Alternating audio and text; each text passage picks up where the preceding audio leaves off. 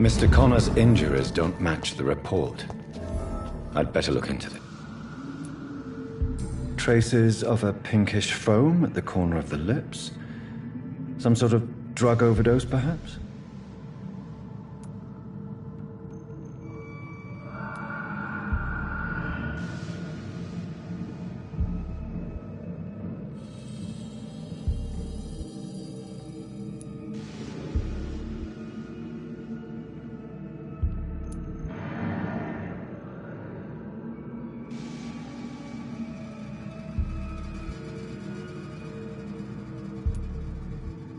Multiple abrasions and scarring on the arms and legs. Old and distinctive injuries of a sailor or a fisherman. The chest was originally opened to perform the operation. The sutures are clean, but the chest has been reopened.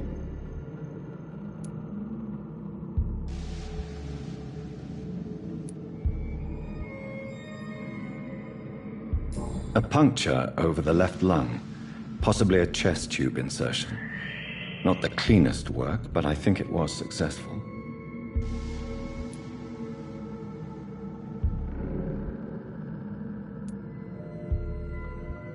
Signs of internal bleeding. So, Dr. Tippett's anesthetics were incorrectly dosed, causing the patient's death. And then he tried to operate on him again. Tippett has made an egregious error. It's time we talked.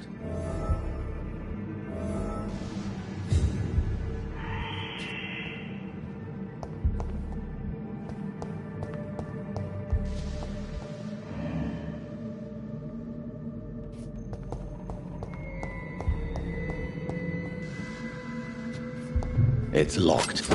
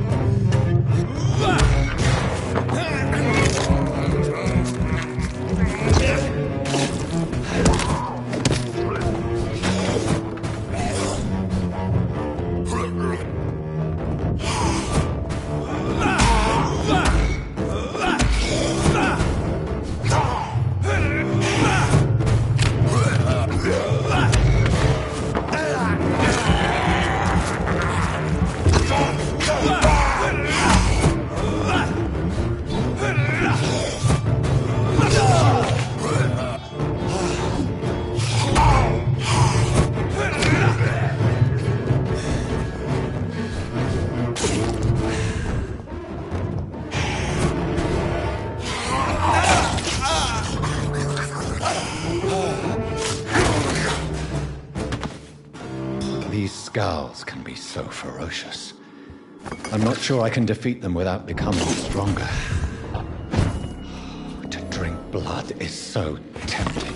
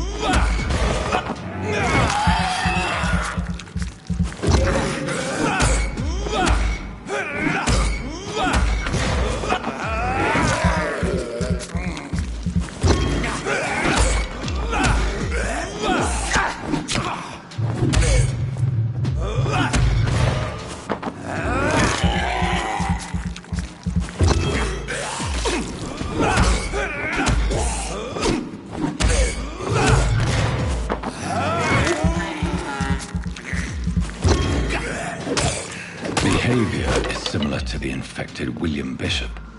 Must be the same strain. This sickness moves faster than influenza.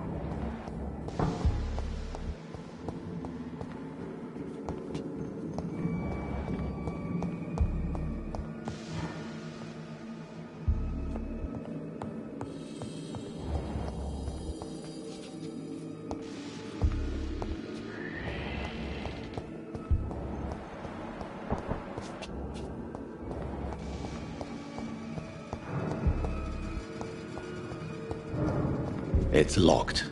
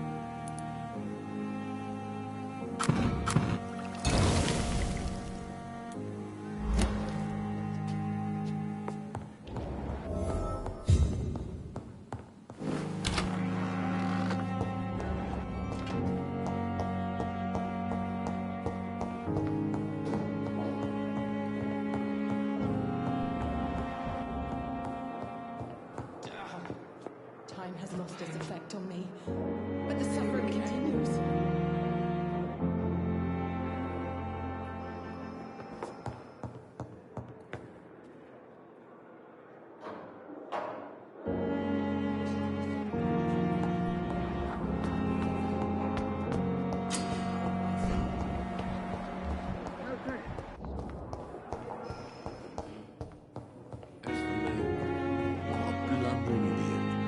Finally, you've returned, Doctor.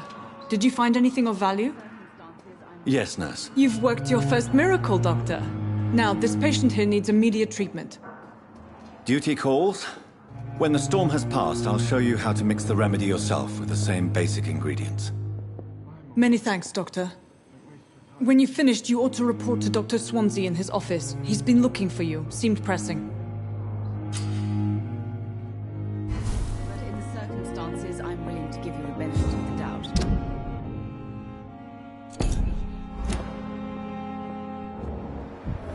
Sweet girl.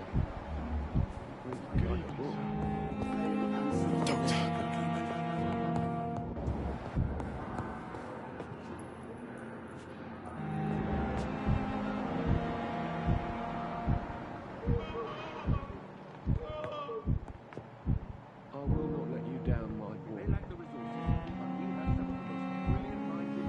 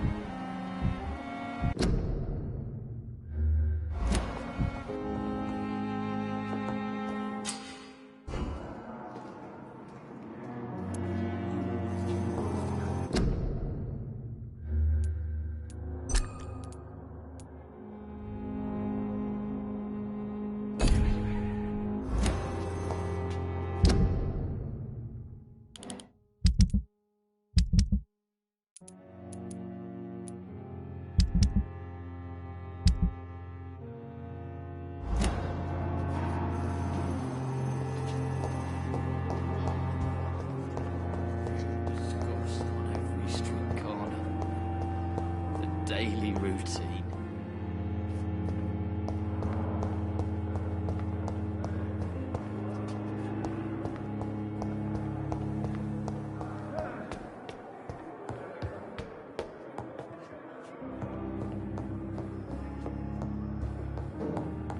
I cannot enter.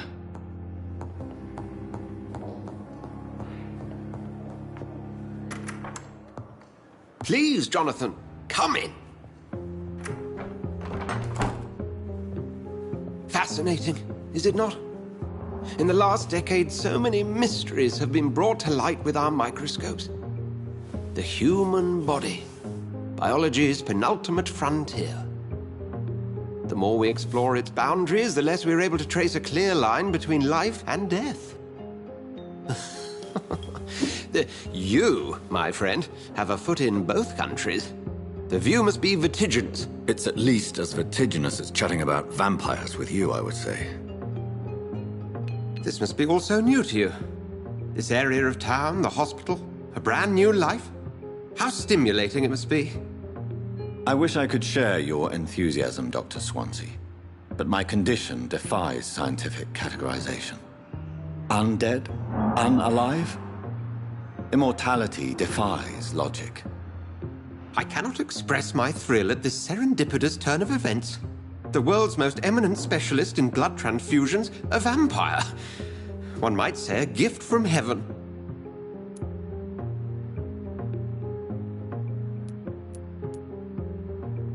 There is an absurd poetry to my situation. Physician, heal thyself. Forgive me. I've been an admirer of your work for a long time, and now you are so much more than a brilliant physician. And please, call me Edgar.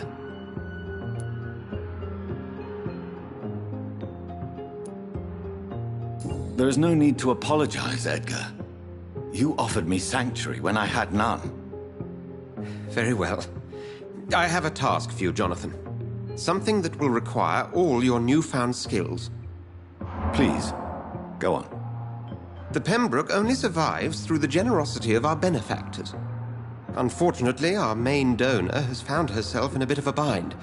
Now, if you could help her out... A spokesman or politician is what you need. That's not my calling. And until I come to understand what has happened to me, I require discretion. Discretion is in order, Jonathan. Lady Ashbury has recently received rather indelicate correspondence that, if revealed, would jeopardize her position. And you would like me to eradicate this threat? By the stole, of course not. I would just like you to pay her a visit. Her ladyship is certainly near the tents outside, tending the sick. You can't miss her. Look for someone impossibly delicate. Accepted. I'll see what kind of trouble Lady Ashbury is in.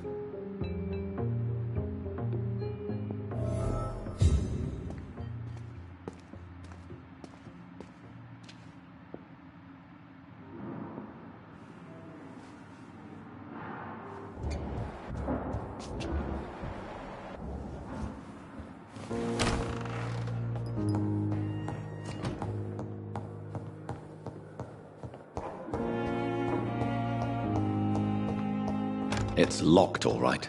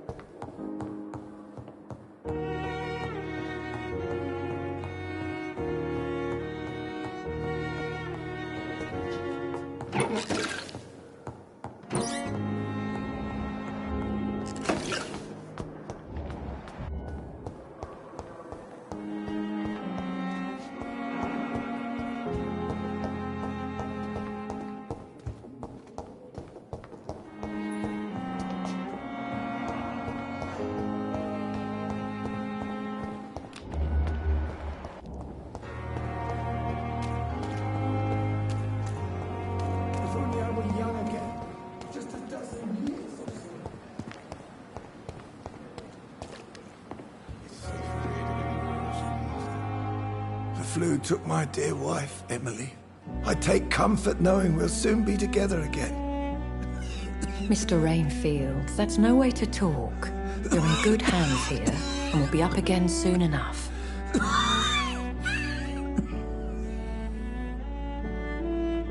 Now do me a kindness and get some sleep. I'll be back round later. Your words are kind, the blessings of an angel. You're the sweet, sweet Lady of Mercy.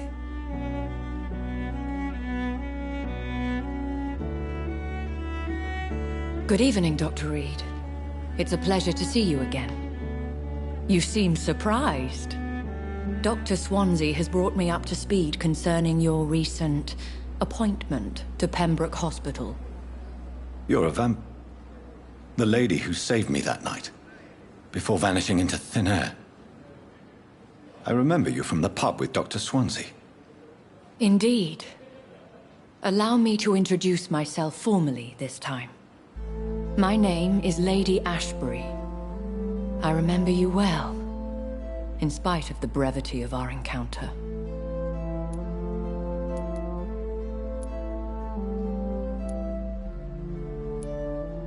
Apologies. You've taken me by surprise. I'm very happy to see you. The pleasure is mine, Doctor. I hope you're more disposed to answer my questions now. You must have countless questions, but our rather urgent matter first. Swansea has explained. My cover, if you prefer, has been compromised.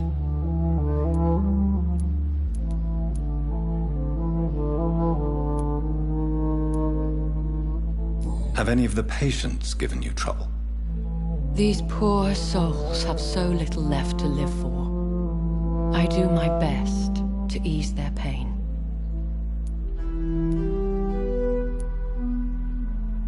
The world would be a better place if it were cared for by women like you.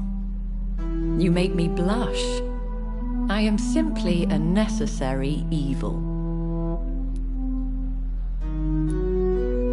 Pardon my boldness, Your Ladyship, but I have questions concerning this condition we share. As a newborn, your hunger for answers is rivaled only by your thirst for blood. But the questions need wait. I'm a scientist. My trade is in the deciphering of mysteries, and I need information to feed my mind. I will gladly answer every question you have, but first, prove yourself capable of resolving my predicament without eating the culprit. Dr. Swansea has commissioned me to be your agent in this matter. You could start by explaining what's amiss. These past insufferable weeks, I've been the victim of extortion. I've made a first payment, but the blackmailer grows greedy. I must refuse his most recent demands.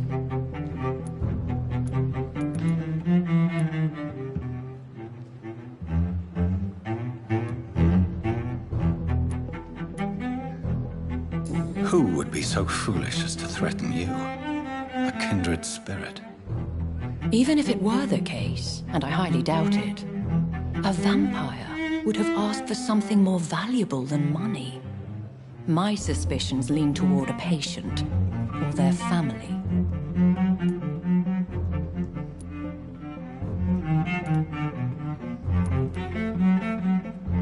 What are your expectations? Please be precise. As the newly appointed surgeon of this hospital, you are in an excellent position to ask innocent questions and deftly learn the identity of my blackmailer. Please continue. Every detail is essential. I'm your man. My embarrassment in this matter is eclipsed only by my shame at having put the hospital at risk. The threat from our anonymous scoundrel is clear. A list of dates. My visits coinciding with the dates of suspicious patient deaths due to massive blood loss.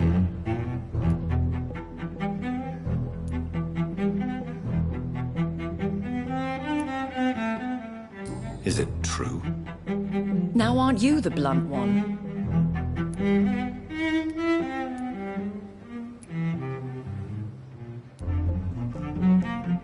Excuse my impertinence, Your Ladyship. This is not an interrogation. I assure you that this line of questioning is in your best interest. In all honesty, I'm not simply a patron to the hospital. My visits serve a dual purpose. Dr. Swansea has been treating my condition with a revolutionary technique of blood transfusion. It seems you are a specialist in the domain. I'll take care of it. Do you know where I should start? If that was the case, I'd settle the matter myself. You could talk to our local gossip, Harriet Jones. Not a pin drops here without her hearing about it. I'll meet that woman now. My life, as others know, is in your hands, Dr. Reed. I'm sure of your discretion, but I do fear your powers of persuasion will be put to the test. When this is resolved, I'll be your obligé. I'll answer all questions in regards of your condition.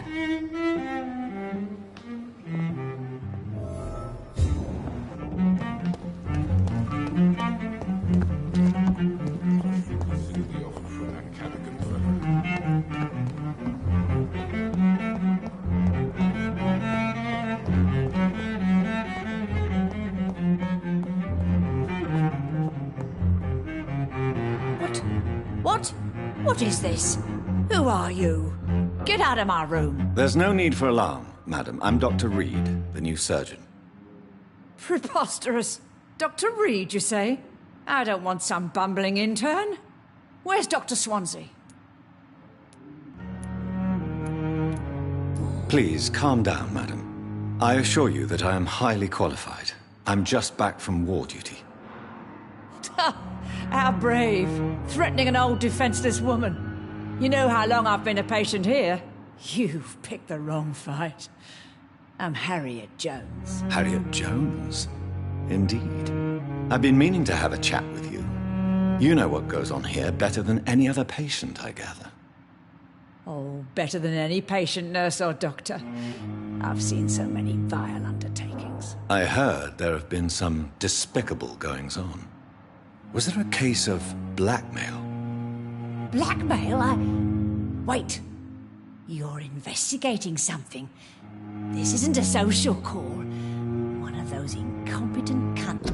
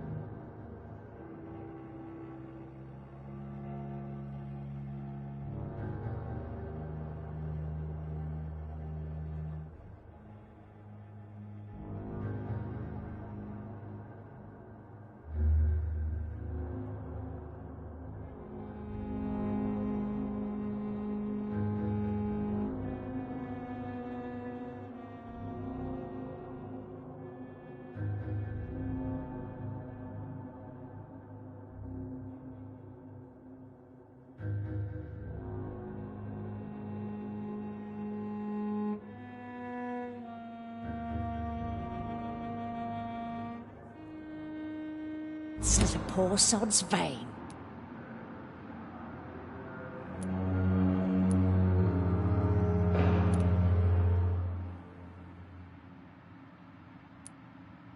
You seem to know more about the goings-on here than anyone else. Beware, Miss Jones, in case suspicion should fall on you. That's it. Blame the old and infirm. I see those little bitches' greedy little eyes. Just waiting for me to pop off they are.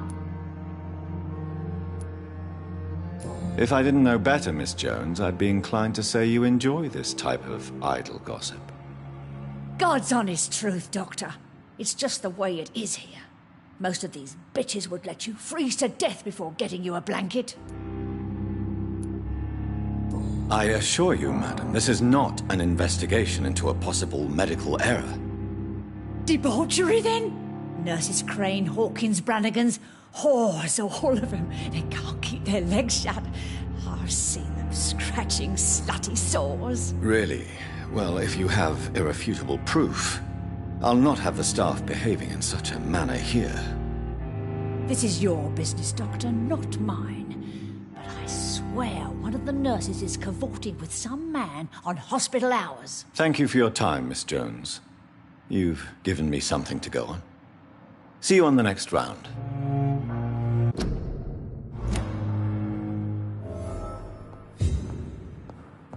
The patients and staff might know something. I'll start my investigation with them.